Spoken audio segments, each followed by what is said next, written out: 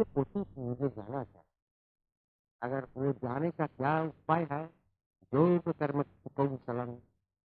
आप गरीब है, एक धोनी के पास आप गए, वो बोला कि देखो ये इतनी बड़ा एक सोने के गोल्ड की एक डब्बा दे दिया, ले जाओ, उसका 2 टन वजन है, उसका वेट है। आप उसको कोशिश किया लेकिन हुआ नहीं, अब क्या करेंगे? लेकिन आपका लोभ होता है कि कमजोरी है, तो आप बुद्धि लगा करके एक क्रेन बनाएंगे और उस क्रेन से उसको पकड़ करके उठा करके करेंगे। तो इसी को सुकौशल युक्त कर्म कहते हैं। लेकिन हमारी जो प्राण है वो इतनी चंचल है कि हमको कितनी लाखों जन्म हम बीत किया और वो अभी तक रुकता नहीं। जैसा बच्चों लोग को एक किस्म का खेलने का मोटर होता है ना, उसमें ऐसा दम लगा दो और वो जमीन के ऊपर छोड़ दो, वो दौड़ता है। लेकिन कब तक दौड़ता है? जब तक उसके भीतर वो दम लगा हुआ है। जब खत्म हो जाएगा उसका स्प्रिंग, वो रुक जाए। यही है हमारा अवस्था। हमारे भीतर ये जो प्राण की जो चंचलता प्राप्त हो गया, स्थिर ब्रह्म से विच्युत होने की बात, और वो इतनी धक्का उसमें लगाया कि ऐसा चंचल हो गया कि हमको लाखों लाखों जन्म चला जाता है, लेकिन प्राण नहीं रुकता है, वो स्थिर होता ही नहीं। और हमारा अगली में सामने में कितनी जन्म और लेना है वो भी मालूम है। तो इसको कोई ना कोई तरीका से इसको रोकना है, और वो रुकने का जो तरीका होता है उसी को साधन कहते हैं। जो कर्म के माध्यम से वो प्राण को रोका जाता है, उसका चंचलता को खत्म किया जाता है, उसी को साधन कहते हैं। तो वही कर्म करने से हमारा प्राण जब रुक जाएगा तब हम कहा जाएगा? इसका ऑपोजिट, चंचल का ऑपोजिट क्या है? स्थिर। जैसा दिन का ऑपोजिट रात, जैसा जन्म की ऑपोजिट मृत्यु, जैसा सुख के ऑपोजिट दुख, ऐसा ही चंचल के ऑपोजिट स्थिर। तो हमें स्थिर में जाना, और जब हम स्थिर में पहुंचा तब हमको यही नॉलेज आ गया कि निश्चलन ब्रह्म उच्यते। जो निश्चल है उसी को ब्रह्म कहते हैं। वो मेरा प्राण की निश्चल अवस्था है। इसलिए उस अवस्था को रोने से नहीं मिलेगा, और भगवान भगवान भगवान बोल करके पुकारने से भी नहीं मिलेगा। उस अवस्था आपको कर्म करके लेना चाहिए, मिलना चाहिए। विदाउट कर्म में इस दुनिया में कुछ नहीं मिलता। विदाउट कर्म में आपको उस स्थिर अवस्था भी नहीं मिलेगा। यह सच्चाई बात है। इसीलिए अब बहुत ज्यादा बात बोलने का कोई बात जरूरत नहीं पड़ता। आप सबके भीतर बुद्धि है। जितनी बात हमने बताया ये ज्ञान आप सबके भीतर है, लेकिन मैंने खाली आपको याद करा दिया और मुझे कुछ नहीं। क्योंकि हमें जो बात कहते हैं, हमारे भीतर प्राण है। हमारे बात आपको जब सुनने मिलते हैं तो आपके भीतर भी प्राण है। लेकिन आपके शरीर और मेरे शरीर अलग हो सकता है। ये तो प्राण के रहने का कंटेनर है, ये अलग हो सकता है। हम एक इसका पानी हम दूसरे बर्तन में डाल दें तो कंटेनर अलग होता है, लेकिन पानी तो एक ही है।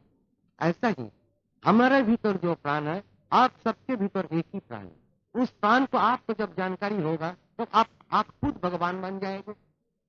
आपके भीतर सुहान अवस्था आ जाएगा, आप तो खुद भगवान बन जाएंगे। तो यही अवस्था सबके भीतर है, उसको जानना चाहिए। और उसको जानने का जो क्रम होता है उसी को साधन कहते हैं।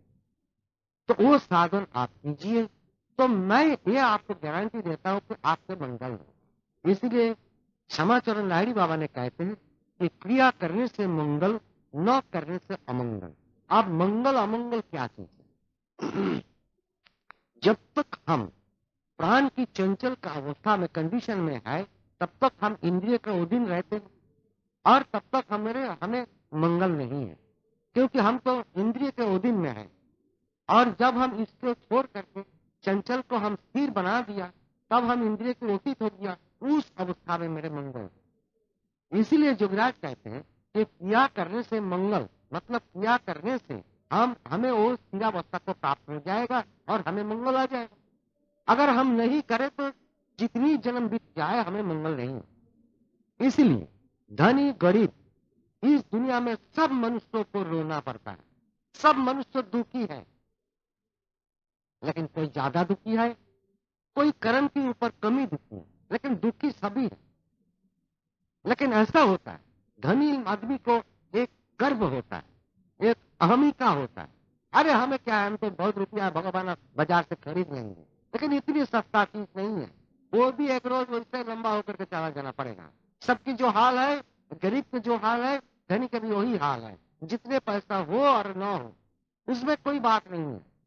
इसीलिए ये साधन सबके लिए है, गरीब के लिए नहीं है और धनी के लिए है वो भी नहीं।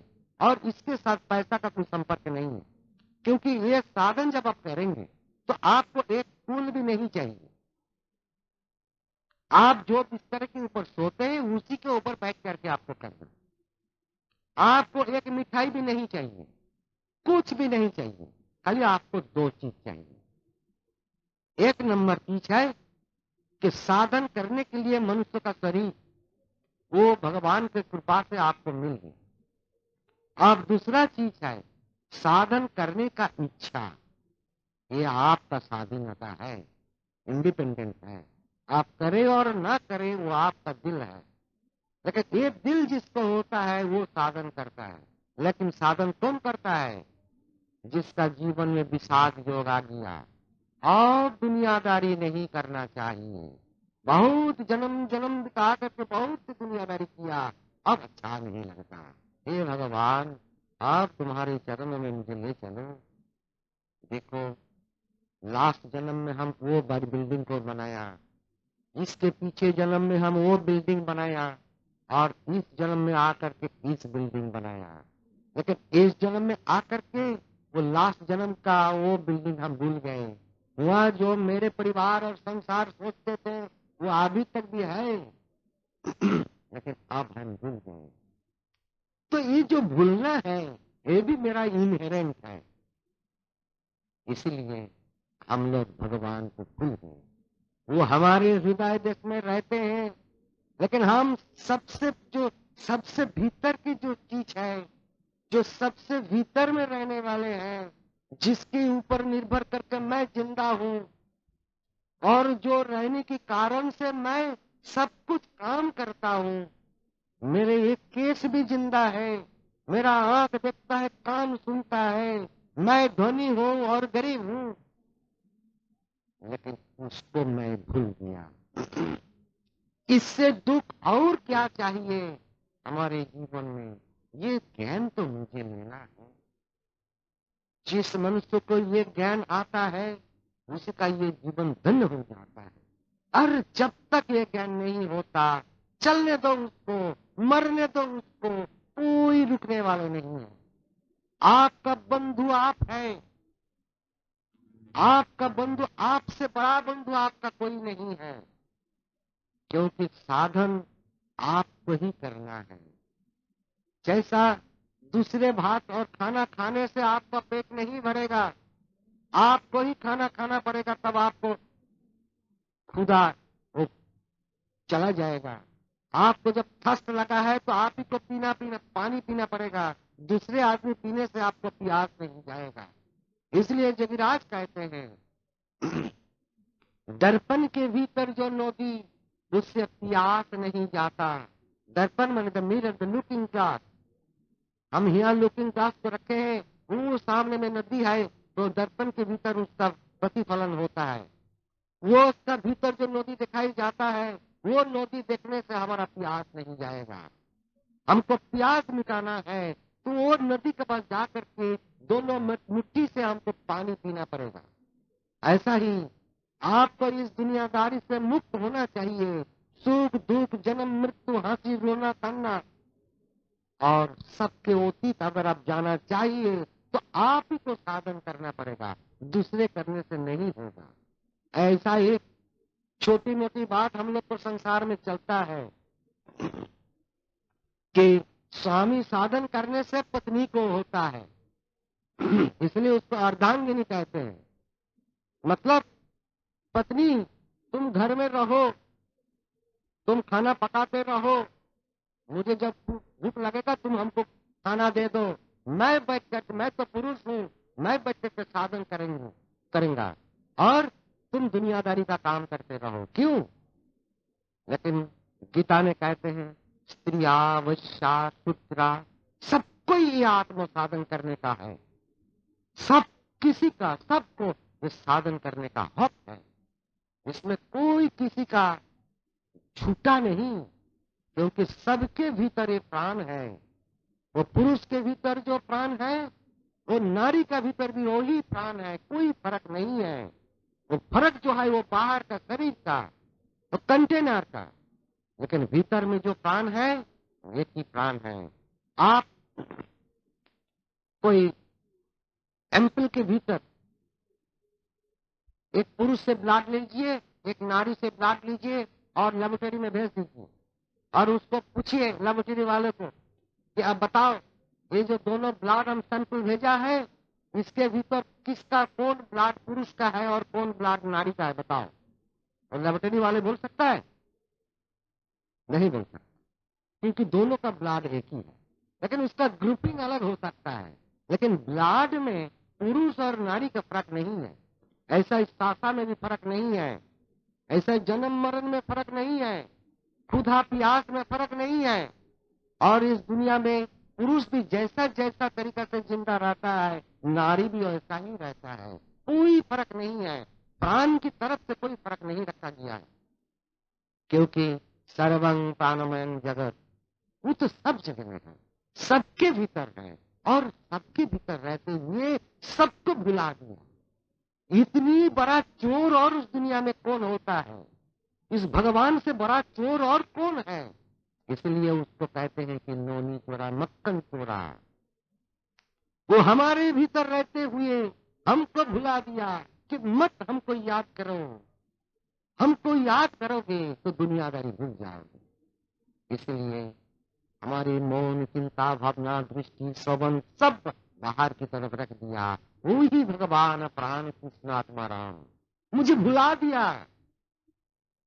तो मुझे आप सोचना है कि हमें मनुष्य जन्म ले लिया, हमें मनुष्य जन्म मिल गया, इतनी जंतु जानवर सब बिता बिता करके अभी हमें मनुष्य जन्म में आ गया। भी हमको क्या करना चाहिए? हे भगवान मुझे ले चलो, अभी तुम्हारे भीतर और कुछ नहीं चाहिए। तब मेरी छुट्टी होगा, तब मेरा सब कुछ खत्म हो जाएगा। इतनी ही बात बोल करके आज की बात मैं खत्म करता हूँ। आप सबसे मैं आज छुट्टी चाहता हूँ। हमें इधर से 3 तारीख को चली जाएगा बम्बई में, उधर से 4 तारीख रह करके 5 तारीख हम कलकत्ता चले जाएंगे। तो भगवान के पास आप सबके लिए मैं प्रार्थना करता हूँ कि आप सबको मंगल हो, अच्छा हो, आप सब कोई अच्छा रहे, सुखी रहे। भगवान आप सबको मंगल करे। जय हो। आप सबसे मेरा जो भी हो, तो आप सबको कुछ अगर पूछना है तो आप पूछ सकते हैं।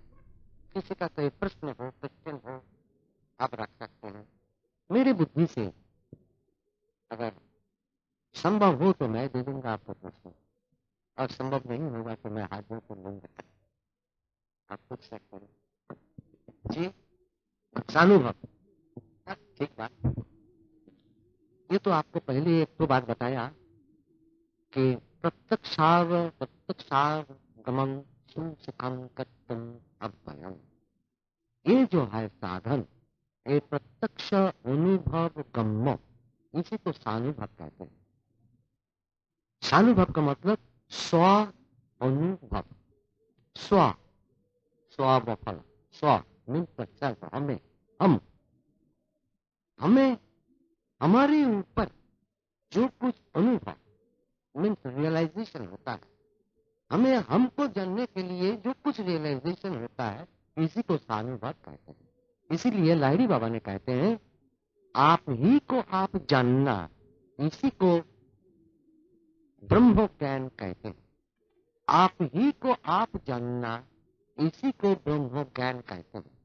हम तो पहले बताया, आप खुद भगवान होते हुए भी आप भूल गए, हम भूल गए, आप भूल गए, सब कुछ भूल गए, सबको दुनिया का सब कुछ भूल गए। तो सानुभव कब होगा? जब ये साधन करते करते जब उसका आत्मज्ञान प्राप्त होगा, तब सानुभव होगा। इसी को सानुभव कहते हैं। मतलब जिसको इंग्लिश में सेल्फ रियलाइजेशन कहते हैं। मतलब हमी को हमको जानना। अभी हम जानते हैं कि मेरा शरीर को, और उस वक्त हम जानेंगे हमारे भीतर प्राण को और आत्मा को। वही तो रियल सेल्फ है। वो रियल सेल्फ हर दफे हम मर जाते हैं। इस मर जाते हैं तो मतलब ये शरीर को छोड़ देते हैं, जीत ने बस तड़ानी माफी, और नए शरीर लेकर के आते हैं। लेकिन सानुभव नहीं होता। सानुभव तभी होगा जब तक ये आत्म साधन न करें। और जब आत्म साधन में हमारे भीतर हम इनक्रॉस हो जाएगा और बाहर में हमारा मौन चिंता भावना कुछ नहीं जाएगा बाहर बाहर की तरफ, तब हमारे भीतर हम घुस करके हम क्या है, कहां से हम आया, हमें कहां जाना है और हमें क्या करना है, ये ज्ञान उसका प्राप्त होगा। लेकिन ये जो ज्ञान है ये मुख से कहा नहीं जाता, वो भी मैंने पहले बताया। क्योंकि आत्मज्ञान एक ऐसा चीज है, खुद लाहिड़ी बाबा ने भी बोलता है कि आपकी मजाक की बात कुछ कहा ना जाए। क्यों? कि मुख से जो लैंग्वेज निकालता है वो भी लिमिटेशन है उसका, लेकिन जो आत्मज्ञान है वो अनलिमिटेड। तो लिमिटेड कैसे अनलिमिटेड के बारे में बताएंगे। इसलिए उस वक्त वो अपने भीतर इनक्रॉस होकर वो अपने ही भीतर अपने ही रमन करता है। इसी को सानुभव कहते हैं। इस बारे में एक छोटे बात आपको हम बताते हैं। जैसे गीता में बताया, पत्रंग पुष्पंग फलंग तुवंग जो में रखता प्रगति, और 10 मिनट टाइम लग जाएगा इसमें। तो क्या है? पत्र आपको देने बोला, लेकिन कौन पत्र देने वाला ये तो नहीं बताया। अम्र पत्रंग, तुलसी पत्रंग, बिल्व पत्रंग, वो तो नहीं बताया। पत्रंग देने को बोला, पुष्पंग देने बोला, कौन सा पुष्पंग, वो तो नाम तो नहीं बताया। फलंग, कौन सा फलंग, कौन सा फ्रूट, वो तो नहीं बताया। तुअंग, कहाँ का तुअंग, नदी का, तालाब का, कुएं का, कल का, ये तो नहीं बताया। तुअंग, पानी देने को चारों चीज। देखिए सानुभव कैसा आता है, और वो जोगी छोड़कर के किसी को होता भी नहीं। पहले है कि पत्रंग, वहां एक घास, एक पेड़ दिखाई जाता है जिसमें एक भी पत्ता नहीं है। तो आप यहां से बोल सकते हैं कि वो कौन सा घास है? नहीं बोल सकते। लेकिन हम एक पत्ता आपको यहाँ ला करके दिखाए, आप बोलिए तो ये कौन सा पत्ता है? आप कह दिए कि आम पत्ता है, आम का पत्ता है, मैंगो, मैंगो लीफ है।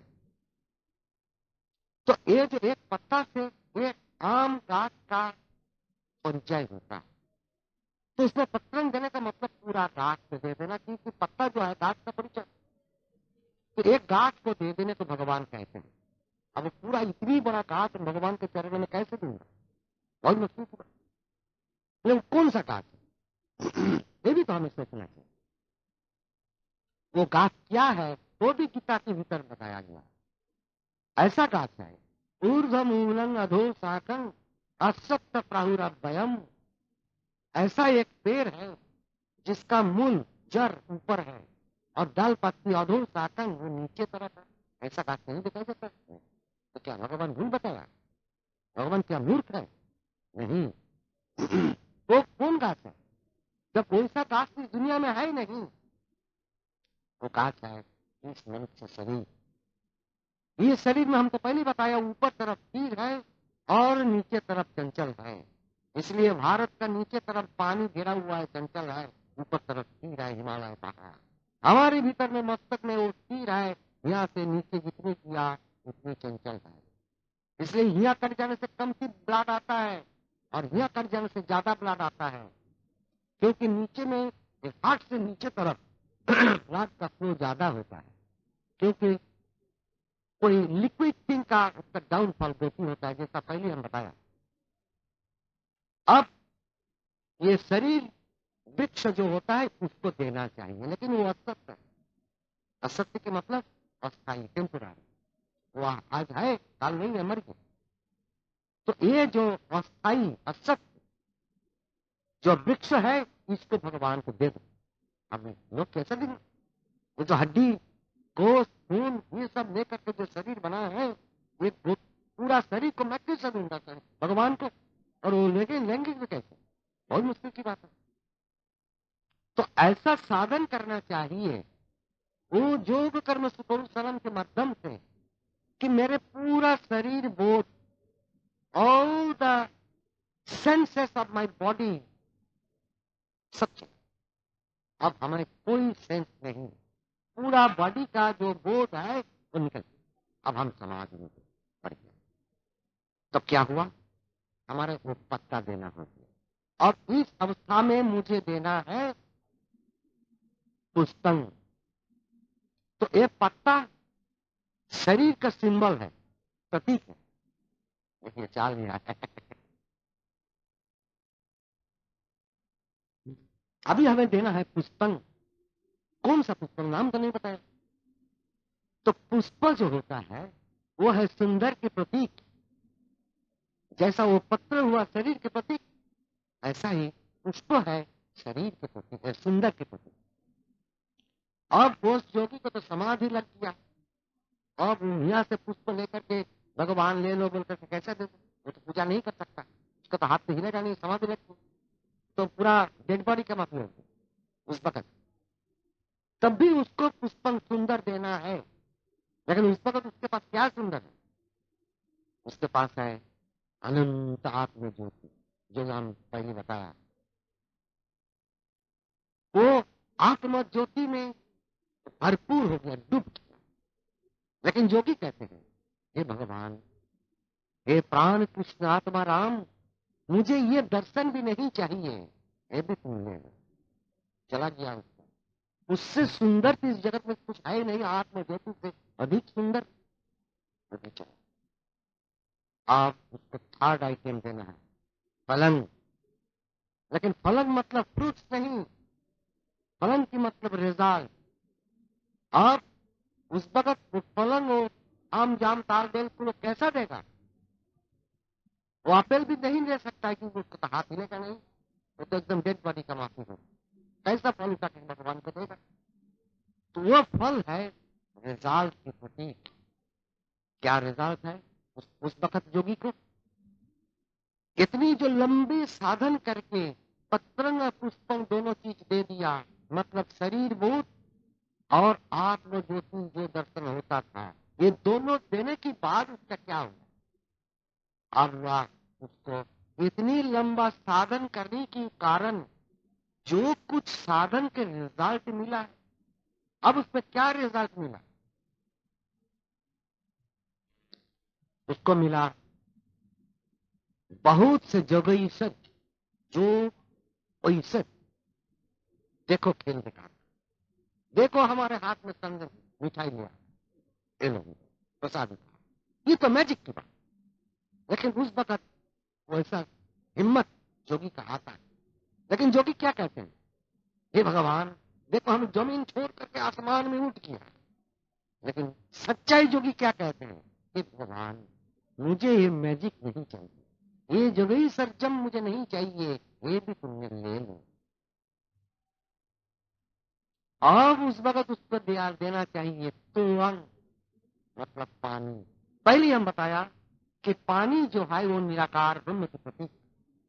अब उसको पानी देना चाहिए तुअंग, मतलब उस वक्त उसको निश्चलन ब्रह्म उच्चते, जो शून्य के भीतर शून्य है, सही ब्रह्म है, उस ब्रह्म उसका दर्शन होता है। और योगी कहते हैं भीतर से, हे भगवान प्राण कृष्ण आत्मा राम, ये भी मुझे नहीं चाहिए, हमें ब्रह्म दर्शन भी नहीं चाहिए, वो भी तुमने। आप देखो उसका शरीर बोध दे दिया। आत्मो ज्योति का जो अनंत ज्योति, जो 1000 साल्स के माफिक जो हो रहा था, वो भी दे दिया। अब उसका योग साधन करने के कारण जितनी उस पर रिजल्ट मिला था, ये भी दे दिया। ब्रह्म दर्शन जो होता था, वो भी दे दिया। अब ये चारों चीज देने के बाद अब क्या है उसके पास? कुछ है? कुछ नहीं। तब वो योगी क्या हो गया? उस वक्त अहम ब्रह्मास्मि, हम ही वही ब्रह्म है, हम ही ब्रह्म है। इसलिए भगवान शंकराचार्य जी कहते हैं ब्रह्म सत्य जगत मिथ्या। और श्यामाचरण जी ने क्या कहते हैं? अब मालूम हुआ इहो जगत संसार झूठ है, स्वप्नवत है, अलीक है, कुछ नहीं। अब उस वक्त ये चारों चीज देने के बाद क्या होता है? कुछ नहीं। ये बात बोलने का भी कोई नहीं, नहीं नहीं नहीं, नहीं बोलने का भी कोई नहीं। उस वक्त उसका ड्यूअलिज्म खत्म हो गया, वो अद्वैत में प्रतिष्ठित हो गया। इसी को अनुभव कहते हैं। स्व अनुभव वो भीतर से होता है। उसको कैसे? कोई ऐसा कोई पृथ्वी में लैंग्वेज है नहीं जिससे उसका उस अवस्था को बताया है। इसलिए आज तक कोई भी बताने नहीं, हिम्मत किसी का नहीं हुआ, मुझे भी नहीं। वो करके देखना, वो आपके भीतर है, वो आपका इनहेरेंट कैपेसिटी है, वो आप करके देखिए, तब अपनी ये बात की बात नहीं, वो कर सकते। मेरा आशा है कि आपके ये प्रश्न के उत्तर जितनी संभव उतनी हम देंगे।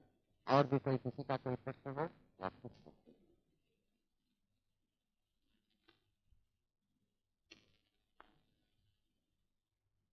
हैं। बताइए कोई प्रश्न। माइक दे दीजिए, माइक दे दीजिए।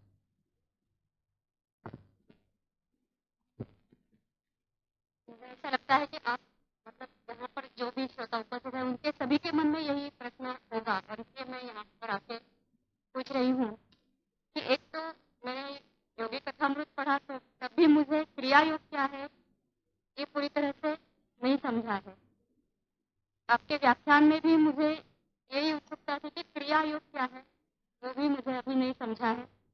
और एक मेरा प्रश्न है कि योगी कथामृत में योगी परमानंद जी ने कई उनके अनुभव बताए हैं, कई ऐसे योगी उन्हें मिले हैं और उनके चमत्कार के अनुभव उन्हें हुए।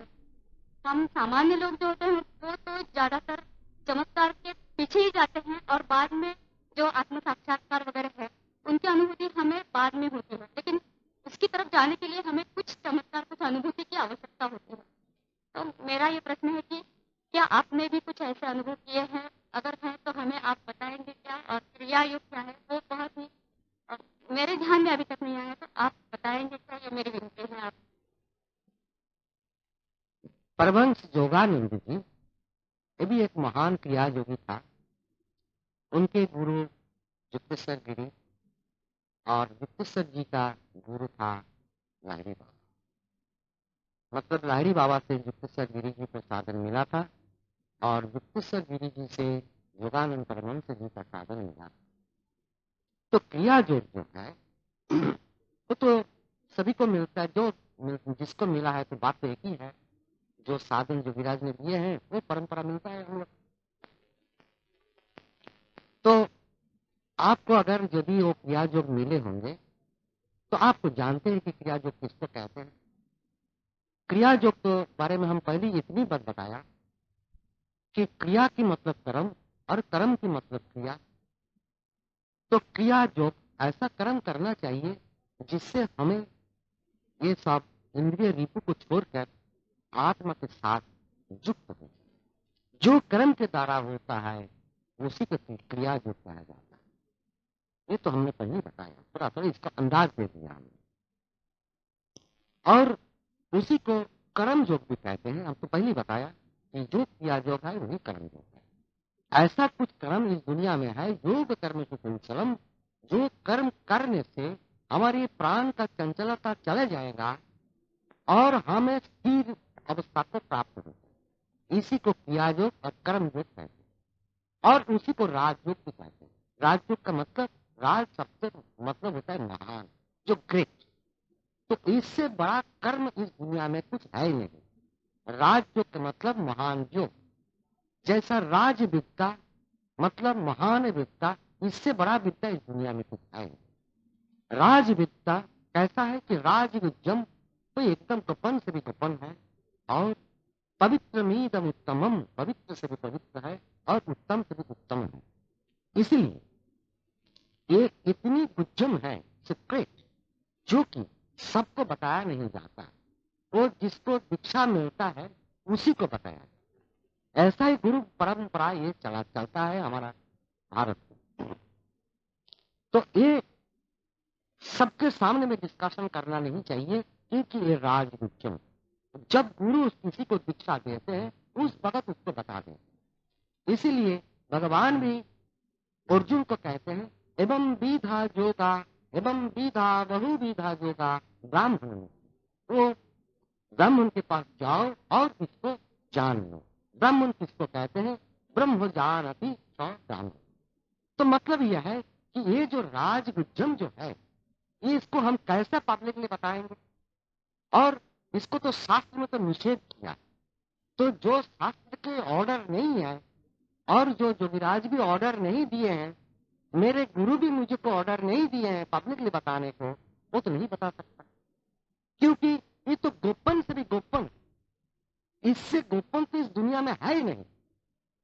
किसी को खून करना वो भी उतना गोपन नहीं है, क्योंकि जिसको खून करता है कम से कम वो तो चक्कू देने के बाद तो 10 सेकंड तो जिंदा है, वो 10 सेकंड के लिए वो उसका विटनेस है, साक्षी है।